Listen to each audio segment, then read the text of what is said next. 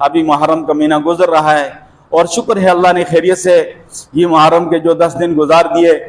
और बदकिस्मती से ये मुहर्रम जो है हुर्मत और फजीलत वाला महीना है और अमन वाला महीना है, मोहब्बतों वाला महीना है, आज़मतों वाला महीना है। लेकिन जब ये महीना आता है तो हमारे माहौल और हमारे माशरे के अंदर अजीब कैफियत पैदा होती है और पूरा माशरा और पूरा मुल्क गोया कि एक बुखार की कैफियत में मुब्तला हो जाता है और उस वक़्त जो है कारोबार और रास्ते सारे बंद हो जाते हैं। और मैं आपको बताऊं कि ये जो रास्ते बंद करने और कारोबार बंद करने हैं ये शरीयत के खिलाफ है।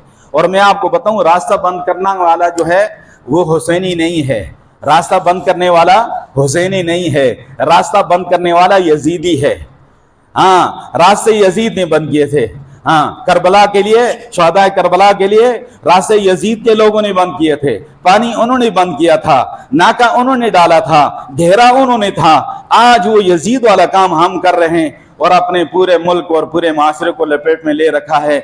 सब लोगों के कारोबार और निज़ाम जिंदगी दरम बरम हो जाता है।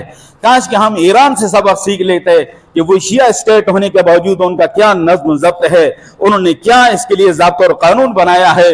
मखसूस इलाका है, मखसूस जगह हैं, वह अपने जो है मजहबी रसूमात अदा करते हैं और इस तरह का तमाशा वहां पर नहीं है।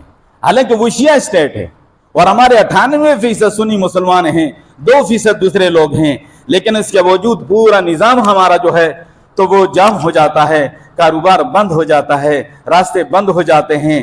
तो ये यजीदियों का काम है रास्ते बंद करना। शरीयत में इसकी इजाजत नहीं है किसी मुसलमान का रास्ता बंद करना, कारोबार बंद करना और उसका निज़ाम जिंदगी मफलूज कर देना और कोई इमरजेंसी में और कोई किस हालत में। और ये सूरत हाल से हम हर साल गुजरते हैं।